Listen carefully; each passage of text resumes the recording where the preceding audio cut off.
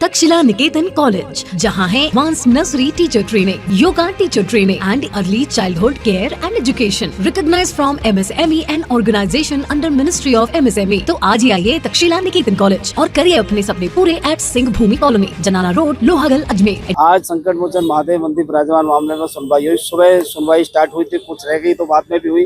3:30 बजे के आसपास सुनवाई हुई और 7:10 पे पूरी सुनवाई हो गई है। अब 7:11 पर भी सुनवाई होगी। अब मैं मानता हूँ अगली डेट जो है 6 सितंबर 2025 है। उस दिन 7:10 पर ऑर्डर आएगा और रूल 711 पर बहस होगी और मैं मानता हूं कि उनकी जो आपत्ति है वो खारिज होगी और जल्दी सर्वे का रास्ता वहाँ चालू होगा। और जब सर्वे होगा तो सभी को साफ हो जाएगा कि वहाँ भगवान शिव का मंदिर हुआ करता था, जो कि दरगाह तोड़ के बाद में बनाई। अगली तारीख है 6 सितंबर 2025। आज सुबह सुनवाई शुरू हुई थी लंच के पहले, और उसमें 2 प्रार्थना पत्र लगे थे। उनमें से एक था अल्पसंख्यक मंत्रालय और एक था ASI, archaeological survey of India. इन दोनों ने प्रार्थना पत्र ऑर्डर 7 रूल 10 में लगाए थे, लेकिन जो ऑर्डर 7 रूल 10 का जो ज्यूरिसडिक्शन जिस पे आता है वो आता है सिर्फ ज्यूरिसडिक्शन को चैलेंज करना कि ये न्यायालय सुनेगा कि नहीं।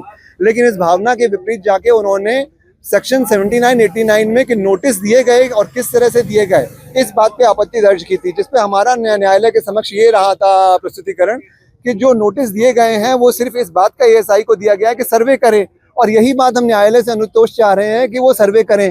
तो जिस तरह का नोटिस हमें देना था वो तो हम साल भर पहले ही दे चुके हैं, और सिर्फ इतनी सी बात है कि वाद संस्थित करने के पहले मात्र कम से कम 2 माह तक के पहले उनको नोटिस दिया जाना चाहिए।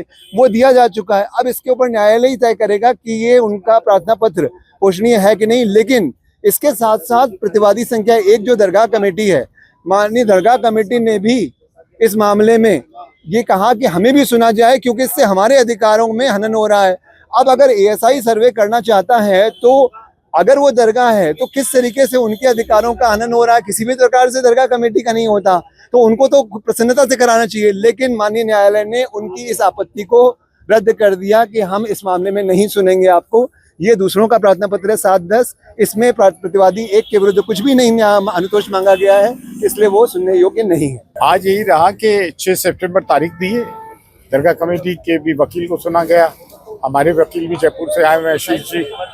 और ये एक ऑर्गेनाइज्ड एफर्ट है। कभी कैग लेकर आती है मिनिस्ट्री फॉर माइनॉरिटीज और होम मिनिस्ट्री, फाइनेंस मिनिस्ट्री। कभी अभी 4 दिन पहले देखा, 5 दिन पहले कि मिनिस्ट्री फॉर माइनॉरिटीज के सेक्रेटरी एक तुगलकी फरमान जारी करते हैं कि दरगाह में ये कर दो, वो कर दो, जबकि दरगाह कमेटी पिछले 2 साल से ऑन पेपर है, बनी नहीं है। विदाउट रेजोल्यूशन ये करना चाहते हैं। तो it's a sinister design, it's a organized effort to destabilize दरगाह, और जो हर धर्म संप्रदाय के लोग आते हैं उनको आने से रोका जाए और किस तरह से डिस्टर्ब रखा जाए। जो लास्ट 11 ईयर्स से मुस्लिम इंस्टीट्यूशंस को, मुस्लिम्स को परेशान किया जाता है, इस्लाम को बदनाम किया जा रहा है। कुछ नहीं, it's a purely and communal agenda, सांप्रदायिक एजेंडा है और कुछ नहीं है, और ऐसा कुछ होना भी नहीं है। हमारे जयपुर हाई कोर्ट में भी जो है हमारे लॉयर खड़े हो गए, उन्होंने यही कहा, mister Ashish, government of India सबको नोटिस भेजे गए कि भाई आप बताओ कि केस क्यों चले। 3 तारीख को राजस्थान हाईकोर्ट में ऑलरेडी मैटर लगा हुआ है। अश्विनी कुमार जो मैटर है सुप्रीम कोर्ट में, उसकी लाइट में कि क्या ये मैटर सुना भी जा सकता है ट्रायल कोर्ट के द्वारा या नहीं, उस पर गवर्नमेंट ऑफ इंडिया और दरगाह कमेटी और सबको नोटिस जारी हुए हैं। मैटर की सुनवाई 3 सितंबर को है। शायद इसी को ध्यान में रखते हुए कोर्ट ने मैटर 6 तारीख को रखा है। तो अभी देखना है कि हाईकोर्ट इस पर क्या डिसाइड करेगा। आई थिंक वहां से बहुत सिचुएशन क्लियर होगी, और हमारे केस में कुछ ना कुछ मेरिट है, तभी हाईकोर्ट ने नोटिस जारी कर सबको बुलाया है।